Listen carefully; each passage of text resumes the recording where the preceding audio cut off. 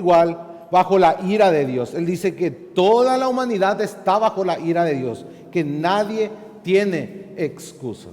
Y luego dijo que así como todos están igualmente condenados, cualquiera puede ser justificado por la sola fe en Jesucristo. Esa exposición Pablo termina en el capítulo 4. Y ahora en el 5 él ingresa a explicar las implicaciones de ser justificado por la sola fe. ¿Cuáles son los resultados de la justificación en los cristianos? ¿Cuáles son las implicaciones? Pablo ahora nos comienza a poner en la mente que lo primero que el cristiano tiene que hacer antes de vivir su vida cristiana es estar seguros. Estar seguro de su eternidad. No existe la vida cristiana si uno no está seguro, o si la existe va a ser una vida miserable y mediocre. Lo primero que el cristiano debe de saber, entender y tener la convicción es de que está seguro en Cristo. Es allí donde empieza la vida cristiana y Pablo quiere dejar en claro esto. Esta segunda porción que Pablo va a explicar, la seguridad eterna, la seguridad de la salvación, es del capítulo 5 al capítulo 8. Toda esta porción de las Escrituras, Pablo dedica a poner, a explicar, a enseñar de que estamos seguros en las manos de Dios, de que nuestra salvación no depende de nosotros, que tenemos una justicia objetiva, real y externa a nosotros. Es una declaración forense de Dios, es externo a nosotros, no depende de nuestra obediencia, no depende de nuestras obras, no depende de nuestros méritos, no depende de nuestras habilidades, no depende de nuestras capacidades. Es esa enseñanza la que Pablo quiere poner en la mente de los romanos, porque eso es el Evangelio. Entonces, entramos en esta nueva porción en donde el tema central, por así decirlo, de estos 3 capítulos, o 4, 5, 6, 7 y 8, es la seguridad eterna. Y dentro de esta seguridad eterna, Pablo explica la vida cristiana, la santificación, nuestra relación con el pecado, nuestra relación con la ley y nuestra seguridad en Jesucristo, en la obra consumada de Jesús. Amén, hermanos. Entonces tenemos un contexto de la sección en la cual ingresamos ahora. El tema que vamos a ver hoy justamente es el gozo de la seguridad eterna. El gozo de la seguridad eterna. Pablo habla específicamente ahora de la seguridad y con mucho énfasis en los primeros 11 versículos del capítulo 5. He tomado hasta el versículo 4 para explicar detalladamente esta porción del pasaje de la Biblia. Y vamos a ver básicamente 3 puntos hoy que son resultados de la justificación. El primer punto está en el versículo 1 del capítulo 5, que dice Pablo que estamos en paz para con Dios. Ese es el primer punto que vamos a ver hoy, el versículo 1. Ahora, en el versículo 2, la primera parte del versículo 2, Pablo nos dice que tenemos entrada por la fe a esta gracia. Entonces, el segundo punto que vamos a ver hoy es que tenemos acceso a Dios. Tenemos un libre y permanente acceso a Dios. Ese es el segundo punto y es la primera porción del versículo 2. Y el tercer punto que vamos a ver es que tenemos una firme esperanza de gloria eterna. Una firme esperanza de gloria eterna que va desde la segunda parte del versículo 2 hasta el final del versículo 4. Ese es el bosquejo entonces de hoy, hermanos, los 3 puntos que vamos a tocar: paz para con Dios, acceso con Dios y firme esperanza de gloria eterna. Vamos a orar. Padre, te ruego, Señor, que en esta mañana tengas misericordia de nosotros. Señor, que haga resplandecer tu rostro en este lugar, para que podamos verte a ti claramente, para que podamos escuchar tu voz,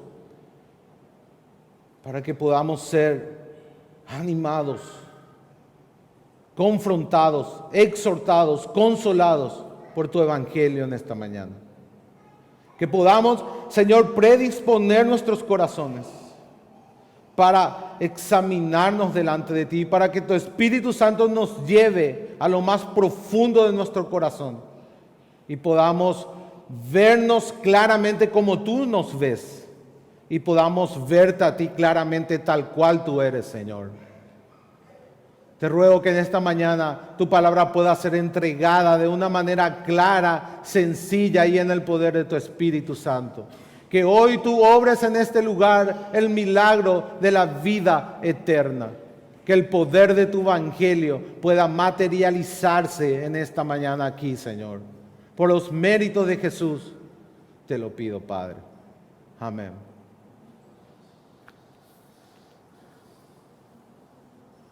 Imaginemos cuál va a ser el sentimiento, la experiencia de un niño huérfano. Un niño huérfano que está en un orfanato, sin padre, sin madre, esperando ansiosamente ser adoptado. Debe tener en su corazón una mezcla de tristeza, de angustia, de ansiedad, un sentimiento de inseguridad. Ahora, supongamos que viene un matrimonio joven y adopta legalmente a este niño. Hace todos los papeles que una persona tiene que hacer para adoptar a un niño, sigue la legislación civil del país en el cual se encuentra, y entonces legalmente esa persona ese niño ahora es hijo de esos padres, y esos padres son padres de ese hijo. En ese proceso van desarrollando una relación de intimidad. Los padres llevan a la escuela, pasan tiempo con el niño, lo llevan al parque, lo llevan a comer, lo llevan a cenar, lo llevan al cine, pasan tiempo juntos y crean lazos. Se crea un lazo sentimental, hay una experiencia de intimidad. ¿Cierto, hermanos? Ahora, supongamos que ese niño entra en un estado de rebeldía o de desobediencia. Y esos padres, en base a su desobediencia, tienen que disciplinar a ese niño. En ese momento, esa intimidad, esa experiencia de confianza y intimidad quizás se rompe. ¿Cierto? Hay un sentido de enojo, hay una experiencia de alejamiento en la relación. Pero de ninguna manera ese niño deja de ser hijo de sus padres. Ni esos padres dejan de ser padres de ese niño.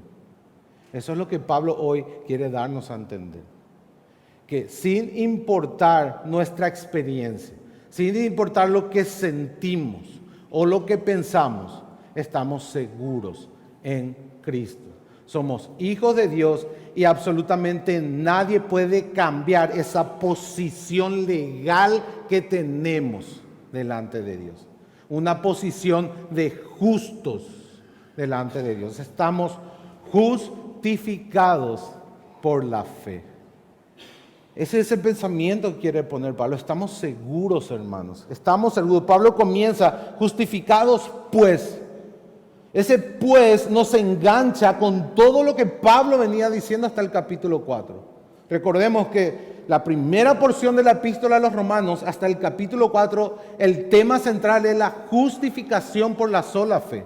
Entonces Pablo ahora dice, justificados pues, por todo lo que veníamos hablando, estamos justificados por la sola gracia de Dios, por la sola fe en Jesucristo solamente, tenemos paz para con Dios por medio de nuestro Señor Jesucristo. Tenemos paz, hermanos. Paz. ¿Qué palabra, qué término es la paz? Todas las personas buscan paz. Todos hablan de paz. Queremos paz en nuestro trabajo, queremos paz en nuestro matrimonio, queremos paz con nuestros compañeros en la escuela, queremos paz en nuestro vecindario, queremos paz en nuestra familia. Todo el mundo anhela la paz. Es un sentimiento que buscamos. Las personas buscan la paz. Dios, sin embargo, nos dice que para el impío no hay paz. No hay paz para el impío. La persona sin Dios no puede encontrar paz, no puede experimentar la paz. Esa paz de serenidad y tranquilidad interior, a pesar de las circunstancias, a pesar de las enfermedades, a pesar de los problemas. Y si bien es cierto, esa es una gracia de Dios, es el fruto del Espíritu Santo que obra en nuestros corazones. Esa paz es un don, hermanos, es un fruto del Espíritu. Esa paz es real, esa paz es experiencial, pero esa paz no es la que Pablo habla aquí. La que Pablo habla aquí es una paz real y objetiva. No es una subjetiva y experiencial, no es algo que sentimos, no es algo que vivimos, sino es algo real, objetivo y legal. Sin importar lo que piensas, sin importar lo que sientes, sin importar lo que vives, si estás en Cristo, estás en paz con Dios. Entonces, no está hablando de la paz de Dios, sino está hablando de una paz con Dios. Una paz con Dios. Ahora, cuando nosotros entendemos esta verdad y cuando el Espíritu Santo la aplica a nuestros corazones, vamos a empezar a experimentar la paz subjetiva. Vamos a empezar a experimentar la paz interior, a pesar de las tribulaciones. ¿Pero por qué? ¿Por qué, hermanos? Porque primero yo tuve la verdad objetiva. Primero yo sé que no importa al final lo que pase en este mundo, porque yo estoy en paz con el Creador. Y eso trae calma y serenidad a mi ser interior. Cuando yo aplico esa verdad a mi corazón, cuando el Espíritu Santo me hace entender y me hace abrazar esa verdad y me hace vivir esa verdad, es que yo puedo subirme encima de la circunstancia y estar en paz aunque el mundo se caiga. Entonces, de una manera u otra, la paz objetiva nos da una paz subjetiva. La paz externa con Dios nos da una paz interna con Dios. Es una aplicación. No existe la paz interior si yo no entiendo primero que yo estoy en paz con Dios. Y estoy en paz por lo que Jesús hizo. Jesús absorbió toda la hostilidad que Dios tenía hacia nosotros.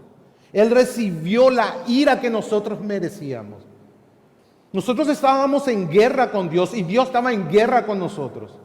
Porque nos rebelamos a Él, nos rebelamos a su autoridad. No solamente porque quebrantamos un mandamiento, sino porque ocupamos el lugar de Dios en una rebeldía absurda. ¿Qué pasa, hermanos, si dos entes o dos entidades reclaman autoridad sobre un mismo objeto? Hay un conflicto, hay una guerra. Así ocurre en la guerra, cuando dos países reclaman soberanía, autoridad o poder sobre un mismo territorio. Entonces ahí viene la guerra. Esta es la guerra en la cual nosotros estamos con Dios. Dios dice que nosotros somos de Él. Dios dice que toda la creación le pertenece, que mi vida le pertenece, que somos creación suya y que Él es el creador soberano y que tiene derecho por sobre nosotros. Y nosotros le decimos que no. Nosotros queremos hacer nuestra vida a nuestra manera, queremos hacer nuestros planes, queremos tener nuestras verdades, queremos tener nuestra justicia, queremos tener nuestra propia ley, vivir en nuestra ley. Entonces, ese es el conflicto. Sin Cristo estamos en guerra con Dios. Aunque eso no es en realidad lo que debe de preocuparnos. Lo que debe de preocuparnos es que Dios está airado con el impío todos los días. De que Dios es nuestro enemigo. De que su ira está al acecho segundo tras segundo mientras no estamos en Cristo. Estamos caminando en una cornisa en la cual si resbalamos caemos al castigo eterno por siempre y para siempre. La ira de Dios se revela desde los cielos, dice Pablo, contra toda impiedad y justicia de los hombres que detienen con injusticia su verdad. Dios está airado, Dios está en guerra con su creación, con la humanidad caída.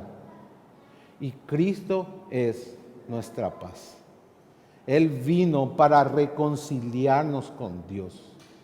para eliminar esa hostilidad, para que Dios ya no nos mire con ira. Él nos cambió por lo que Él hizo en su vida y en su muerte y en su resurrección, de un estado de condenación a un estado de justificación. Y de esto es lo que Pablo habla. Ahora estamos justificados en la fe y esto más bien es un estado.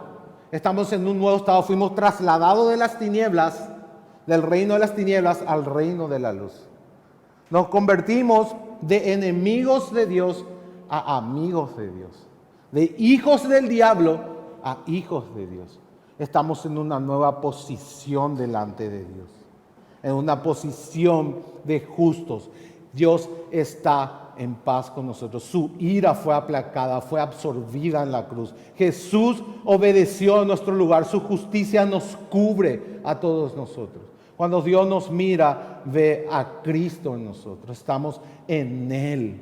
Estamos en Jesús y por eso estamos en paz con Él.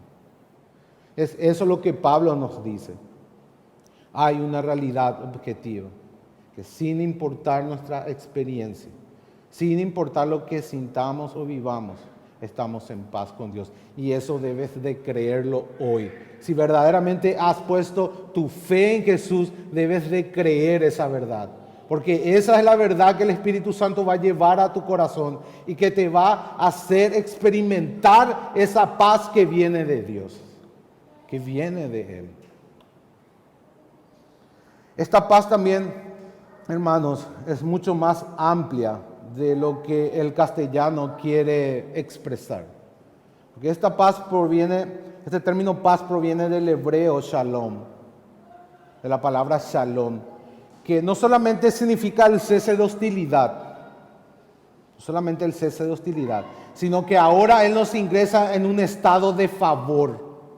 No solamente cesó la hostilidad, sino que ahora su favor está para con nosotros.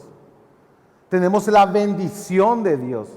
Este término es aplicado a la consumación escatológica del reino de los cielos. En aquel tiempo de que Dios va a eliminar a sus enemigos y va a poner a su pueblo en un nuevo cielo y en una nueva tierra, donde mora la justicia, donde ya no va a haber más llanto, ni dolor, ni lágrimas, ni enfermedad. La paz se refiere a eso. Se refiere a un cese de hostilidad y a un estado de bienestar, a un estado de bendición total, a un estado de recibir o de ser el objeto de las bendiciones de Dios. Ese término paz, hermanos, es muy amplio y debemos de entender esa verdad. No solamente cesó la hostilidad, sino que su favor está con nosotros. Tenemos todas las bendiciones espirituales en Cristo Jesús. Estamos sentados con Él en los cielos, dice Pablo en Efesios. Estamos sentados los unos y los otros. Tenemos entrada por Él al Padre en un mismo espíritu. Efesios 2:18. Tenemos una entrada por Él, estamos en una nueva relación. Y así pasamos al segundo punto. Tenemos un acceso permanente y continuo a Dios. Pablo dice, por quien también tenemos entrada por la fe a esta gracia en la cual estamos firmes. ¿Cuál es esta gracia? Este estado de justificación. Este estado que no merecíamos, que recibimos como un regalo de Dios, por gracia de Dios, por la sola gracia de Dios. Tenemos acceso libre al Padre. Jesucristo es el camino por el cual llegamos a Dios. Y no solamente que en los tiempos verbales del original griego, no solamente habla de que entramos una vez, sino de que entramos y permanecemos allí. Permanecemos en el lugar santísimo. Aquel lugar que cuando Cristo consumó su obra en la cruz, el velo se rasgó. Ahora todos tenemos acceso a ese lugar. Y no solamente el acceso es temporal, o sea, no solamente ocurrió una vez en el tiempo, sino que es continuo. Estamos con Él, ese acceso nos da una relación de confianza. Mira cuál amor os ha dado el Padre, que os ha hecho hijos de Dios. Acerquémonos pues confiadamente al trono de la gracia para hallar oportuno socorro. Tenemos ese acceso, hermanos. Eso es lo que Pablo quiere decirte. Y ese acceso no depende de tus obras.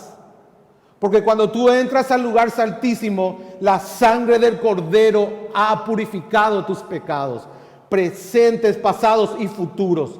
Todos ellos fueron pagados en la cruz. Tu juicio ya fue terminado, ya fue concluido. Fuiste declarado justo delante de Dios y eso nada ni nadie puede cambiar. Eso es lo que Pablo quiere decirnos en esta porción de la epístola de los Romanos. Estamos seguros en Él. ¿Por qué? Porque estamos en paz con Él, sin importar lo que sientas, sin importar lo que pienses, sin importar lo que vivas. Es objetiva, es real, es externa esa paz. No depende de ti, depende de lo que Cristo hizo. Está fundamentada en la obra perfecta de Jesucristo, nuestro gran Dios y Salvador. Y no solamente estamos en paz real y objetivamente, sino que real y objetivamente tenemos acceso libre, continuo, permanente a esta gracia, a Dios, a todos sus favores. Dios es la fuente de todo lo bueno. Todo lo bueno viene de Él. Y tenemos libre acceso, tenemos confianza. ¿Qué tipo de confianza? La confianza que tiene un hijo a un padre. Porque en Cristo somos hijos de Dios. Se nos ha dado la potestad de ser hijos de Dios por medio de la fe. Entonces, estamos en una relación personal, estamos en un estado de gracia, en un estado de justificación. Vivimos en la presencia de Dios. En el pasado, hermanos, nadie podía entrar a la presencia de Dios. Si alguien entraba, si alguien veía a Dios, caía muerto en ese mismo instante. Cuando Dios mandó construir el templo a los israelitas, ese templo estaba dividida en varias porciones y la división de esas porciones estaba basada en los accesos. En los accesos había un patio, un atrio para los gentiles, había un atrio para las mujeres, había un atrio para los judíos, había el lugar santo para los sacerdotes y estaba el lugar santísimo que nadie entraba. Nadie entraba. Había un grueso velo en ese lugar, donde estaba el arca del pacto y donde la presencia de Dios se manifestaba. En ese lugar, por la ley de Dios, el sumo sacerdote podía entrar una vez al año, en el Yom Kippur, en el día de la expiación, para presentar primero una ofrenda por sus pecados y luego una ofrenda por los pecados del pueblo. Y lo hacía una sola vez al año. Cuando Dios se manifestó en el Sinaí y la tierra tembló, la montaña se movió y humeó, Dios le dijo a Moisés que ni siquiera los animales podían pasar el límite del cerco, porque todo aquello que atravesaba ese límite iba a morir.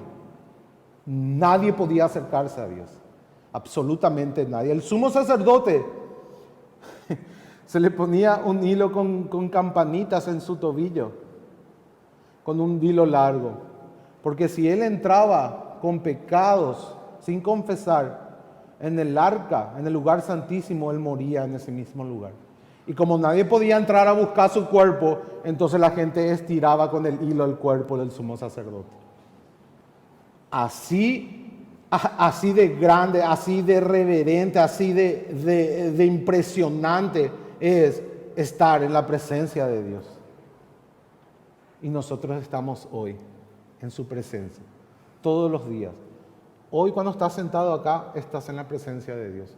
Cuando te estás yendo a tu casa, estás en la presencia de Dios. Cuando acabaste de pecar, estás en la presencia de Dios. Cuando estás pecando, estás en la presencia de Dios. Cuando te estás bañando, estás en la presencia de Dios. Cuando estás manejando, estás en la presencia de Dios. Todo el tiempo, cada segundo estamos en la presencia de Dios si somos cristianos. Porque ahora el templo somos nosotros. y Dios habita en nosotros. Tenemos libre acceso por Jesucristo. Eso es lo que significa, hermanos, cuando los evangelios nos dicen que el velo se rasgó y que Jesucristo es el camino. Estamos en Él, estamos en Dios. Jesucristo es Dios y Dios está en nosotros y somos uno. Somos uno en un sentido con Cristo, y al ser uno con Cristo somos uno con el Padre. Y el Espíritu Santo habita en nosotros. Habitamos en su presencia. Esa verdad debe de conmover tu corazón. Esa verdad es la que te lleva a una verdadera santificación cuando entiendes que hagas lo que hagas, digas lo que digas, pienses lo que pienses, estás en la presencia de Dios, en el lugar santísimo. Y estás en una presencia de confianza, de un vínculo de confianza. Estás en su presencia no como un sumo sacerdote judío, sino como el Hijo de Dios. Porque somos hijos. Somos hijos y eso es lo que nos da confianza. Hermanos, cuando pequemos, ¿qué tenemos que hacer? Alejarnos de la iglesia, alejarnos de la comunión de Dios, alejarnos de la congregación. ¿Dónde te vas a ir? Si vayas donde vayas, estás en la presencia de Dios. ¿Dónde vas a huir de su espíritu? Vives en su presencia. Y lo que Dios quiere es que reconozca tus faltas, que acudas a Él. Él te ha dado herramientas, Él te ha dado su poder para mortificar el pecado, para vencer los vestigios de maldad que aún están dentro de ti. No para que huyas, porque en realidad no vas a poder huir.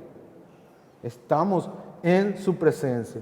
Tenemos un libre acceso. Usémoslo confiadamente. Él tiene toda la ayuda que necesitamos. En Él estamos completos. Fuera de Él no hay nada. Fuera de Dios no tenemos nada.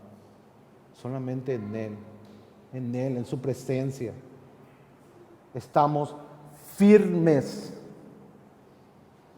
Dice Pablo, y eso es muy importante, firmes en esta gracia.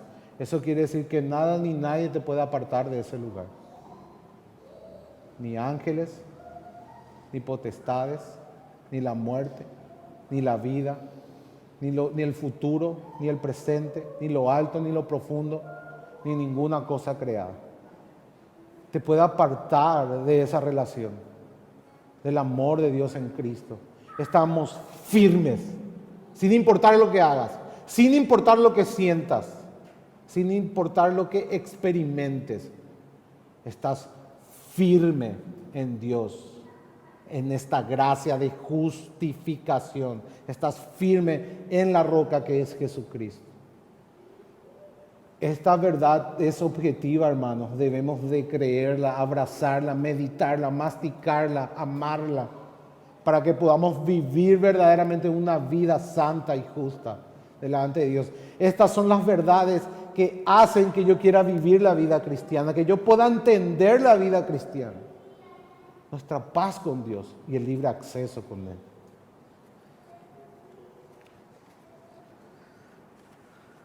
Pablo dice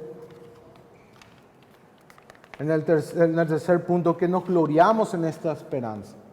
O sea, entender esta paz objetiva, esta paz para con Dios, entender que tenemos libre acceso, que vivimos en la presencia de Dios por lo que Cristo hizo y que estamos firmes ahí, que somos inamovibles del lugar santísimo, que tenemos una relación viva y eterna con Dios por siempre y para siempre, es lo que hace de que yo me gloríe en esta esperanza, de que yo me jacte en Dios y no en lo que yo pueda hacer y no en lo que yo pueda tener. ¿Por qué? Porque esto es externo a mí. Esta paz es externa a mí. Esta entrada es externa a mí. No depende de lo que yo haga, no depende de lo que yo tenga, no depende de mi obediencia, no depende de lo que yo pueda hacer o estoy haciendo, sino de lo que Jesús hizo por mí. Por tanto, ¿de qué vamos a gloriarnos? Ahí entendemos esa expresión de Pablo. ¿De qué te glorías si todo lo que tienes has recibido? ¿De qué te glorías? Dice Pablo en Corintios. ¿De qué te glorías si no es tuyo? Nos gloriamos en Dios. Nos gloriamos en esta esperanza gloriosa. Esta esperanza de la gloria de Dios está hablando de nuestra glorificación. Está hablando de una certeza, de una convicción, de una seguridad. Una seguridad de que nuestra salvación es segura. De que Dios no es hombre para mentir. Dios es fiel y Él hará. Dios es fiel y Él hará. Pablo dice, yo sé en quién he creído. Poderoso es Dios para guardar mi depósito hasta aquel día. Eso le dice a Timoteo en el primer capítulo, versículo 12. Y Pablo nos dice también en el capítulo 8, ¿qué pues diremos a esto? Si Dios es por nosotros, ¿quién contra nosotros?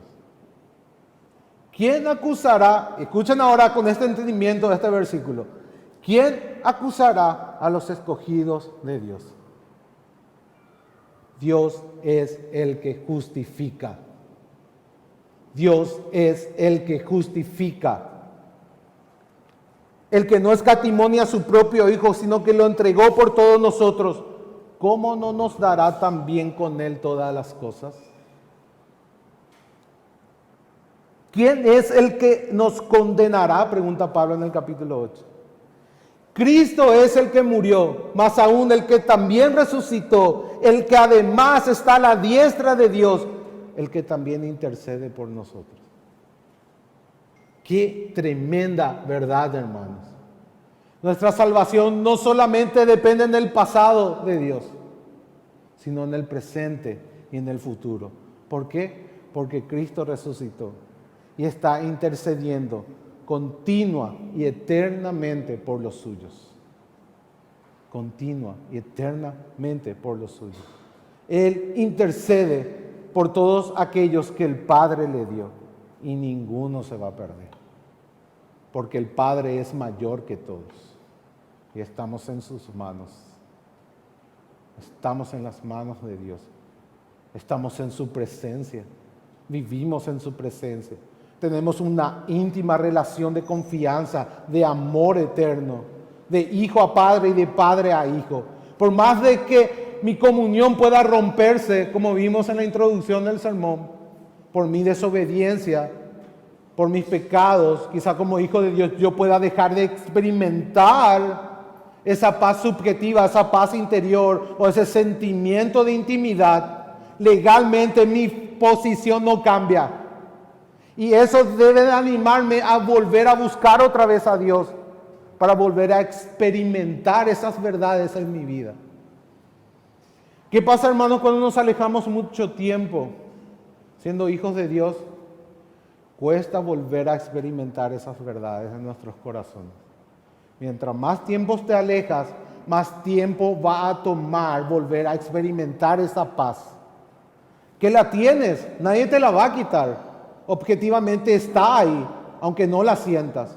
El acceso está ahí, aunque no lo experimentes. Pero cuesta volver a que esa relación vuelva a fluir.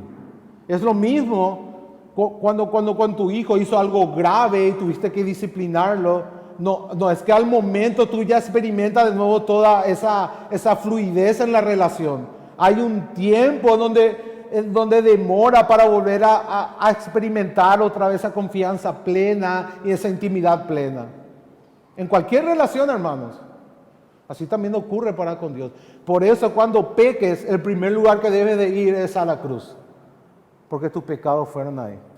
Y ese pecado que cometiste, que acabaste de cometer, fue pagado en la cruz totalmente y absolutamente. Y no te puede condenar.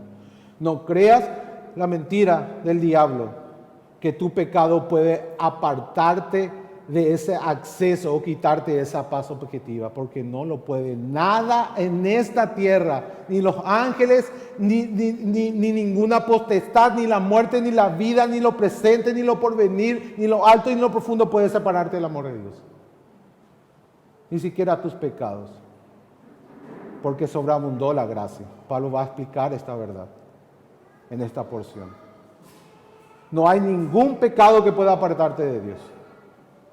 Ninguno. Lo que debes de hacer es inmediatamente confesar tus faltas y ir a la cruz para hallar oportuno socorro y hacerlo confiadamente. Hermanos, Dios ya sabe lo que hay en tu corazón. Dios ya sabe de ese pecado antes de que lo cometas. Dios ya sabe del momento que estabas maquinando hacerlo. Dios te estaba hablando en tu corazón. Te estaba advirtiendo quizás y lo mismo lo hiciste. La promesa es que si confiesas tus pecados, Él es fiel y justo para perdonar y limpiarte de esa maldad. No te apartes mucho tiempo. Vuelve inmediatamente a los pies del Señor. Confiesa tus faltas, pide su perdón para que Él pueda limpiarte y para que pueda experimentar en tu vida, en tu interior, en tu corazón, esta paz, este acceso libre y este amor paternal.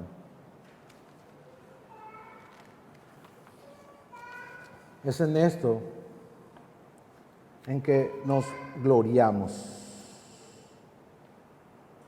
Tenemos seguridad, dice Pablo en Efesios 3:12, y acceso con confianza por medio de la fe en Jesús. Solo por la fe en Jesús. Nuestra confianza, nuestra seguridad y acceso es por la fe. Nuestra paz es por la fe.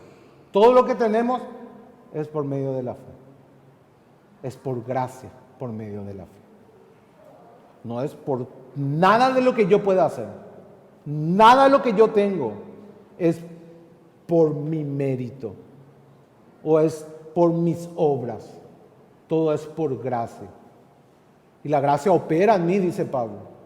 Y la gracia sí me cambia. Y obra a través de mí también. Me va transformando. Por eso no viene de mí, eso viene de Dios. Y todo lo bueno que yo puedo llegar a hacer es la gracia de Dios que opera en mí. Eso es lo que tenemos que ver. Debemos de vivir esta gracia. Debemos de vivir en este estado de gracia. La gracia no solamente es para ser salvos, sino es para vivir la vida cristiana. Teniendo esta certeza de que nuestra salvación está segura con Dios. Está segura con Dios. Vamos caminando a ese lugar. En el pasado, Cristo ganó nuestra paz. En el presente, estamos en un estado de gracia. Y en el futuro nos espera una gloria eterna. Pablo está hablando de los tres aspectos de la salvación en este pasaje. Pasado, paz. Presente, gracia. Futuro, gloria.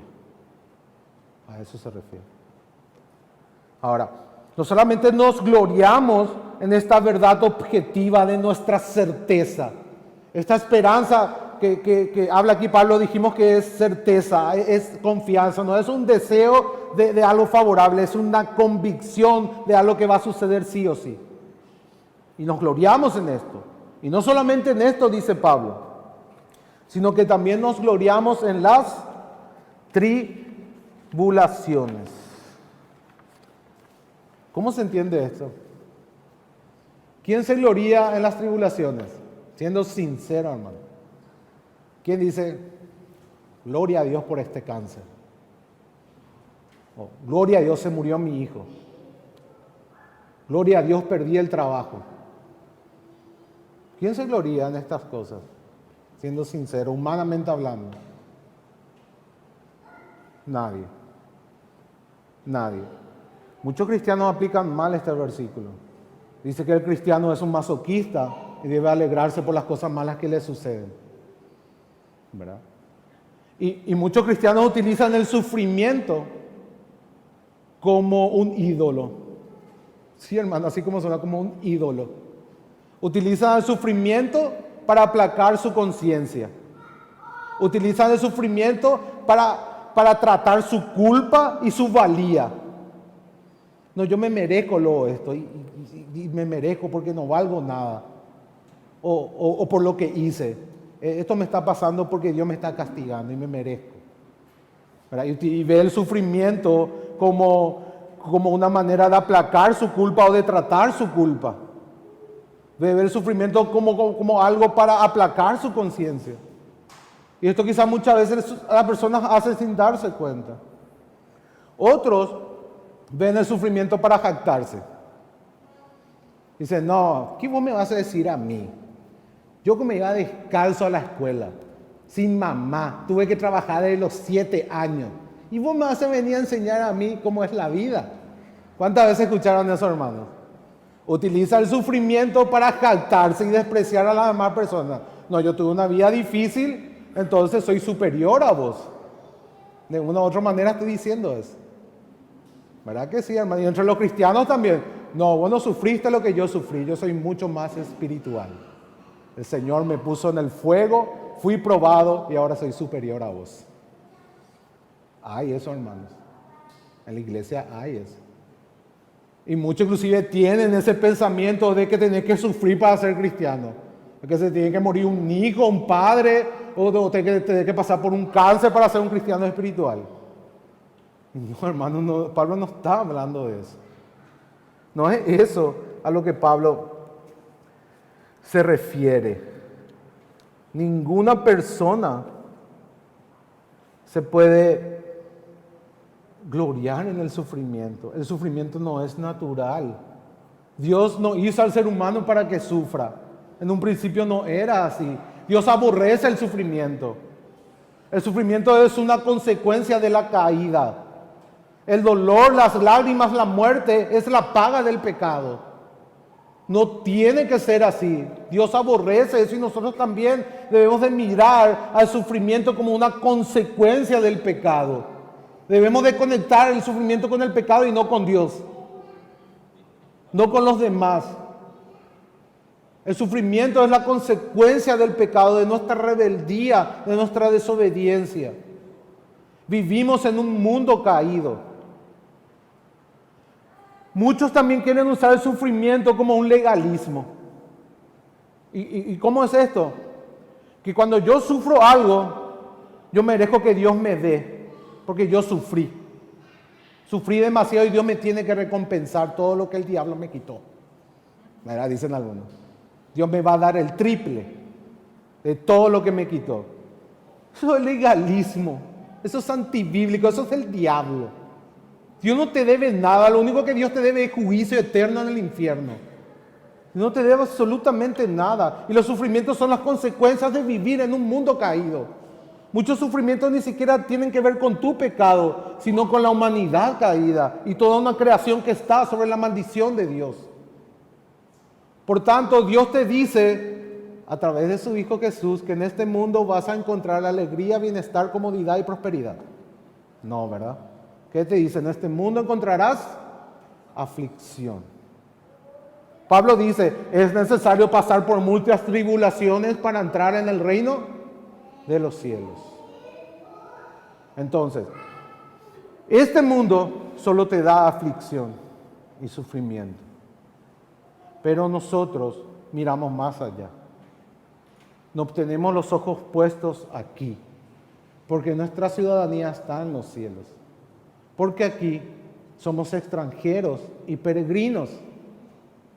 El sufrimiento está para hacerte recordar que tu paz, que tu bienestar, que todo lo bueno que pueda tener no proviene de esta creación, no proviene de lo terrenal, sino de lo celestial. Dios no te promete comodidad, ni prosperidad, ni salud en este mundo.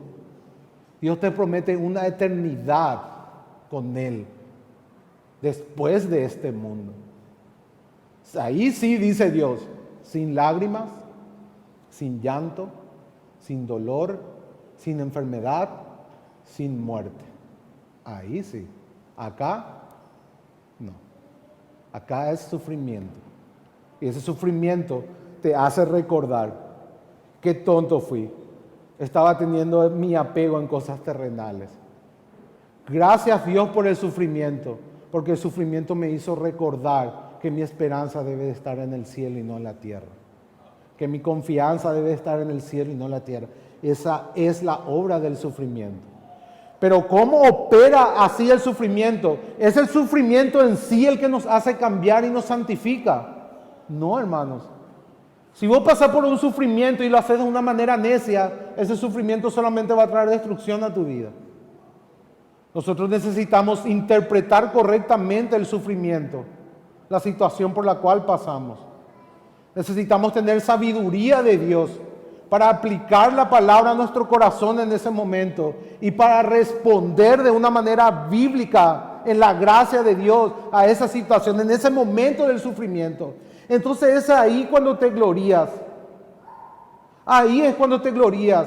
Porque ahí es cuando pudiste discernir lo importante de lo no importante, lo eterno de lo temporal, lo que es de Dios y lo que no.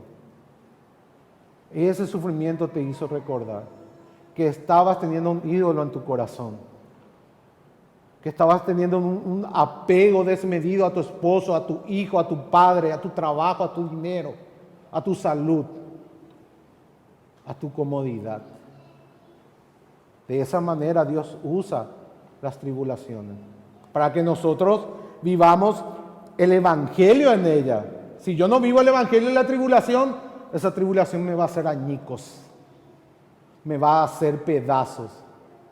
Si yo creo que por mis méritos yo puedo mantener mi seguridad eterna y tengo una concepción errada de la obra de Cristo, de la paz que Dios me da, de ese acceso, cuando venga la tribulación a mi vida, yo lo primero que voy a hacer, me voy a quejar con Dios.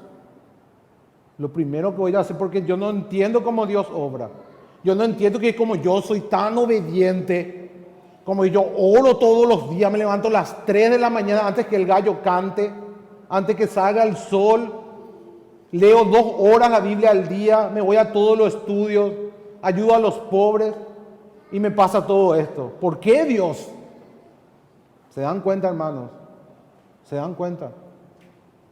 Cuando no entendemos la relación que tenemos con Dios, la paz que tenemos con Dios y cómo la naturaleza de esa paz, no podemos vivir la vida cristiana y no podemos afrontar las tribulaciones de una manera bíblica. No podemos afrontar con el evangelio las situaciones por las cuales pasamos. Debemos entender que el sufrimiento forma parte de esta vida, sí o sí, porque estamos en una creación caída. Y nuestra relación con Dios no depende de nuestra obediencia. Nuestra paz con Dios no depende de nosotros, depende de Cristo y solamente de Cristo. Nuestro acceso depende de Cristo. Nuestra esperanza gloriosa depende de Cristo y de nadie más. Y cuando vivimos así podemos encarar de una manera distinta las tribulaciones.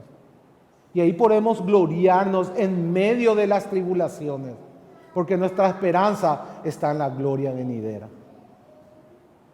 Y también, en un sentido, podemos gloriarnos en las tribulaciones. ¿Por qué? Porque Pablo nos dice acá, no en la tribulación en sí mismo, sino en estar atravesando esa tribulación, porque Pablo nos dice que esta tribulación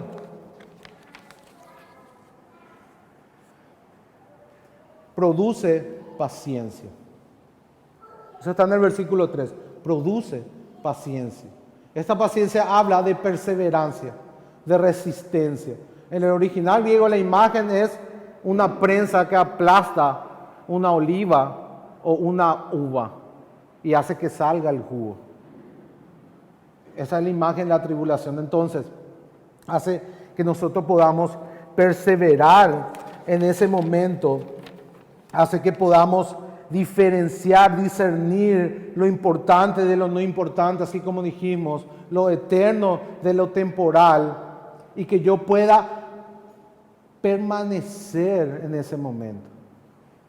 Que yo pueda permanecer porque entiendo de que esa tribulación me está dando luz, me está haciendo entender algo que quizás yo no estaba entendiendo. Dios la trajo a mi vida para mostrarme algo que quizás yo no estaba viendo.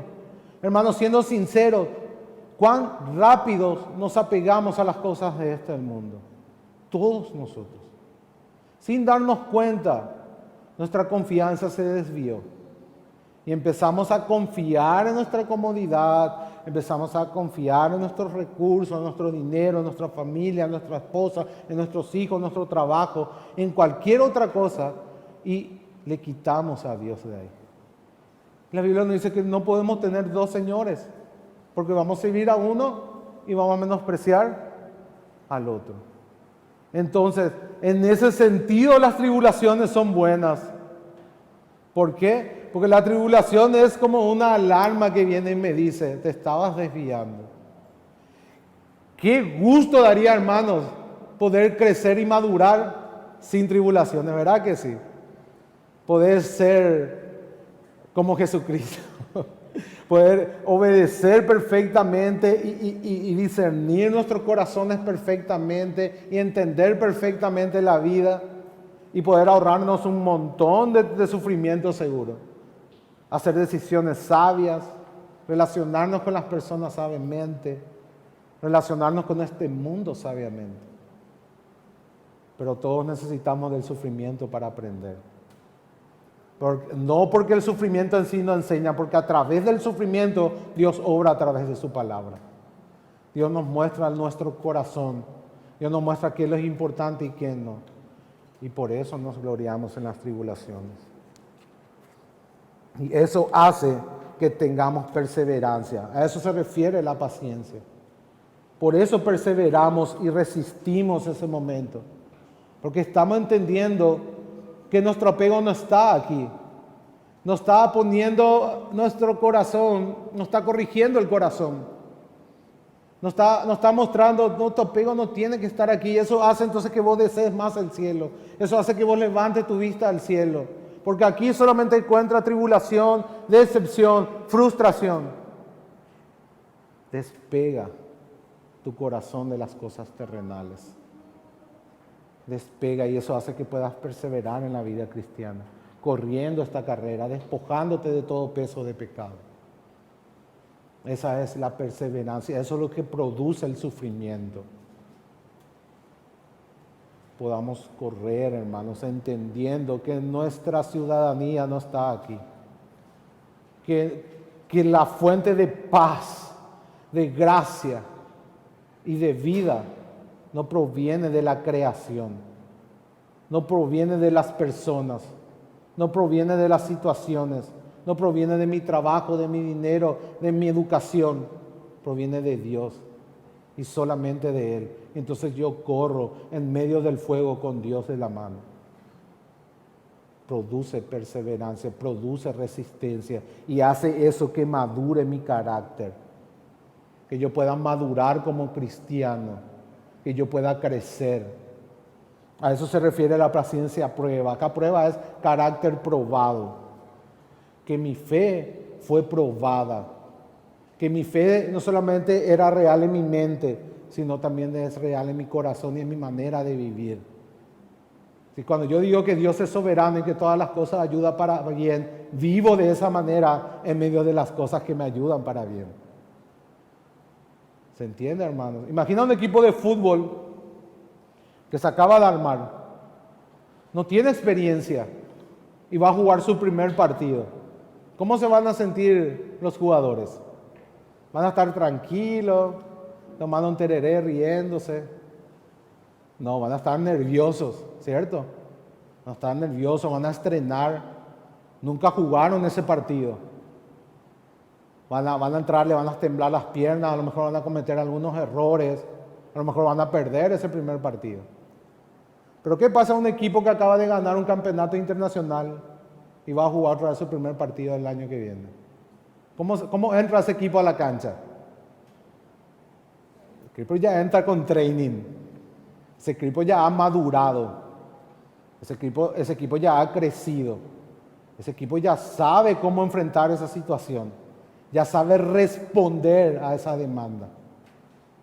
Y eso es lo que produce las tribulaciones. Hace que nosotros podamos responder a las situaciones con la gracia de Dios, aplicando el Evangelio a todas circunstancias. Eso es lo que produce el sufrimiento en nosotros.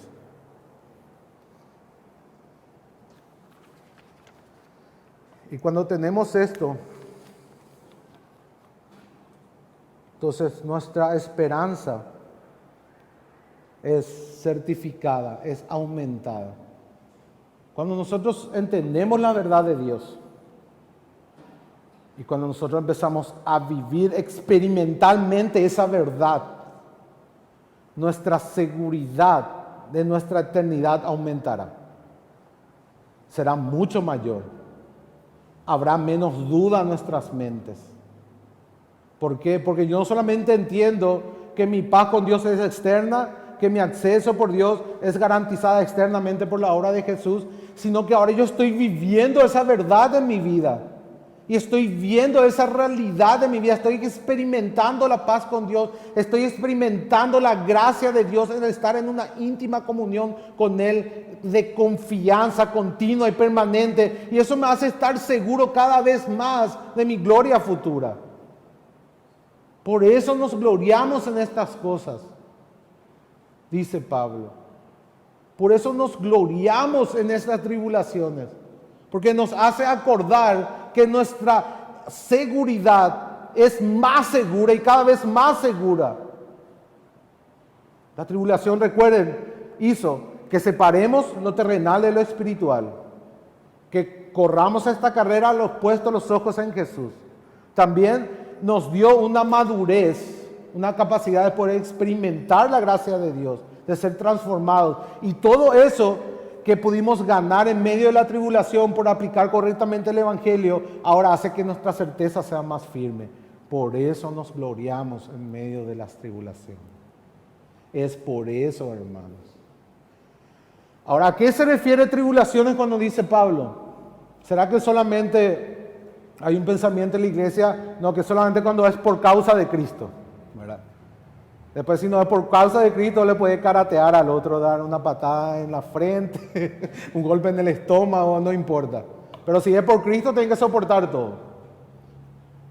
Pensemos en una cosa, hermanos. ¿Quién es el Rey soberano sobre toda la creación? ¿Quién es el que gobierna sobre todo suceso o evento que ocurre en nuestras vidas? Abraham Kuyper dice que cada centímetro cuadrado de nuestra existencia humana le pertenece a Dios y que Cristo reclama como suyo, como el soberano sobre todo. Toda potestad me ha sido dada. Por tanto, toda situación que pasemos, toda tribulación, entendamos o no, es por causa de Cristo, porque todo le pertenece a Él. Y todo lo que sucede es una lucha, es una guerra espiritual, es una guerra entre esta era que está bajo el diablo y la era venidera que Dios está reclamando a través de Cristo. Dos eras están cruzando ahora y hay una guerra. Por tanto, todo lo que ocurre es por causa de Cristo. Todo lo que ocurre, al final Dios usa. A eso es lo que quiero ir. No solamente cuando le predica el Evangelio a alguien y esa persona te insulta o te persigue. No, cualquier sufrimiento, que alguien te haya atendido mal por teléfono, que alguien te haya tapado el coche en el tránsito, que tu compañero de trabajo haya sido irresponsable y te haya perjudicado. Cualquier situación, la desobediencia de tus hijos, el carácter de tu esposa, tu vecino, tu vecina, tu mamá, tu papá, tu hermano, tu tío, tu sobrino, cualquier cosa es un medio por el cual Dios obra. Cualquier cosa que suceda, al final de cuentas le pertenece a Jesús, porque todo le fue entregado a Él. Todo le pertenece a Él. Cada centímetro cuadrado de la existencia es reclamado por Cristo. ¿Se entiende, hermanos? Entonces, todas las tribulaciones entran por aplicación en este versículo. Dios usa todo en la vida de los cristianos. Todas las cosas ayudan para bien.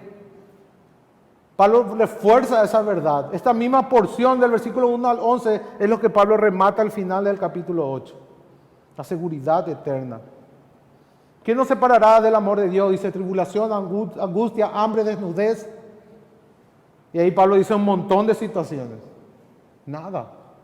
Porque Dios usa todo eso para hacernos entender que nuestra esperanza debe estar en el Creador y no en la creación. Dios nos hace crecer y responder adecuadamente a esta vida en la cual somos peregrinos y extranjeros. Dios nos conforma a la imagen de Jesús conforme vivimos en un mundo en donde lo único que se nos prometió es aflicción a causa de la caída, a causa del pecado. Entonces vivimos en la aflicción. Vivimos en la aflicción. Este cuerpo gime todos los días. La creación gime todos los días, envejecemos, todos los días estamos muriendo a causa del pecado. En un principio no era así, fuimos creados para ser eternos, para vivir por siempre y para siempre en el Edén, en la presencia de Dios. Todos los días sufrimos. El ser humano en el estado caído es un sufrimiento andante. Esa es la verdad. Pasado los 35 ya te duele el tobillo, la rodilla, el codo, la cabeza todos los días, la espalda. El pecado, hermanos, recordad el pecado cuando pasa eso. El envejecimiento es causa del pecado. Es una muerte lenta. Es una muerte lenta. Nosotros entendemos estas cosas. Y por eso no nos aferramos aquí, sino allá. En nuestra gloria venidera. En nuestra gloria eterna tenemos la certeza de que ese día le veremos a Él tal cual es y seremos como Él. Tendremos el cuerpo glorificado en el cual la presencia del pecado ya no es más una realidad. Ha sido totalmente consumida. El pecado ha sido consumido por Dios. Ha sido derrotado, ha sido expulsado de nuestro cuerpo y de nuestras almas. Ese momento es el que esperamos. Es allí donde está nuestra seguridad, nuestra certeza y nuestra esperanza. Así que, hermanos, ¿cómo afrontamos las situaciones? En base a todas estas verdades, hoy yo les animo a que se examinen, que nos examinemos todo. ¿Cómo respondemos a las tribulaciones? Estamos confiando en esa paz que no depende de nosotros, que es externa, que es objetiva, que es real. Ese acceso libre que ha sido abierto por el cuerpo de Jesús. Estamos aplicando esas verdades a nuestras situaciones. Estamos respondiendo con el Evangelio, con la gracia. Estamos viviendo la gracia de Dios verdaderamente en el sufrimiento, en la aflicción, en la enfermedad. Si pones tus ojos en ti mismo, si pones tus ojos en tu enfermedad, en tu situación, en el dolor, en el llanto, en la muerte, no vas a tener ninguna esperanza. No vas a tener ninguna paz. No vas a experimentar la gracia para nada. Pero si comienzas a mirar a tu Creador, si comienzas a mirar la obra consumada de Jesús y que nada te puede separar de Él, de que estás atado con una cadena irrompible a Jesucristo, entonces vas a empezar a reaccionar distinto. Vas a empezar a experimentar el gloriarte en las tribulaciones. Vas a poder decir como Pablo desde la cárcel de Filipos, de la cárcel de Roma, perdón, cuando escribe a Filipos, regocijaos en el Señor siempre. Y otra vez digo, regocijaos. Pablo lo dijo eso desde la cárcel en Roma. ¿Por qué? Porque él se gloriaba en las tribulaciones. Porque él entendía que esa tribulación hacía de que él sepa valorar lo eterno por lo encima de lo terrenal. Que él pueda entender qué es lo que verdaderamente importa. Y eso le hacía crecer. Hacía que él pueda tener un carácter aprobado. Un carácter, pero su fe es probada, su teología es probada en la práctica y es perfeccionada y pulida por el fuego.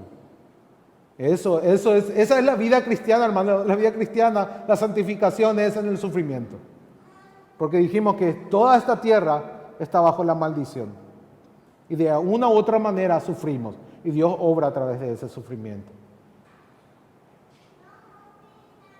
Entonces, ¿cómo respondemos a la vida después de este mensaje? Después de esta verdad de Dios. Y si no has experimentado en tu vida, si siempre te has sentido castigado por Dios, castigado por tus pecados, o si utilizas el sufrimiento como una forma de hacer callar tu conciencia y tu culpa, o si utilizas el sufrimiento para jactarte ante los demás, hoy Dios te llama al arrepentimiento.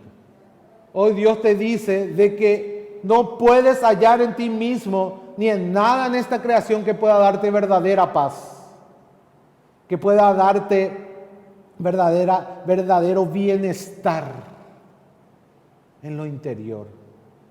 Hoy Dios te dice que mires solamente a Jesús, solamente a Cristo. Su obra perfecta, vida, muerte y resurrección, es la base para la paz para con Dios, para estar en un acceso libre de gracia continua a Él y para poder gloriarte y tener la seguridad de tu salvación. Una vez salvo, ya nadie te puede apartar de las manos de Dios. Sí, es la fe verdadera. Ven a Cristo en esta mañana. Confía solamente en Él. No mires tus méritos, no mires tus circunstancias, no mires a tu alrededor. Mira arriba, aquel que está sentado a la derecha del Padre, y confía solamente en sus méritos para estar en paz para con Dios y para gloriarte solamente en Él por su gracia. Oremos. Padre, oro, Señor, para que nos des entendimiento, para que en esta mañana podamos vivir la vida cristiana en base a la obra consumada y perfecta de Jesucristo. Que podamos descansar en la cruz, que podamos entender que cuando Jesús dijo consumado es, no hay más nada que agregar. Estamos en paz contigo, tenemos libre acceso y tenemos una gloriosa esperanza futura y eterna contigo, Señor.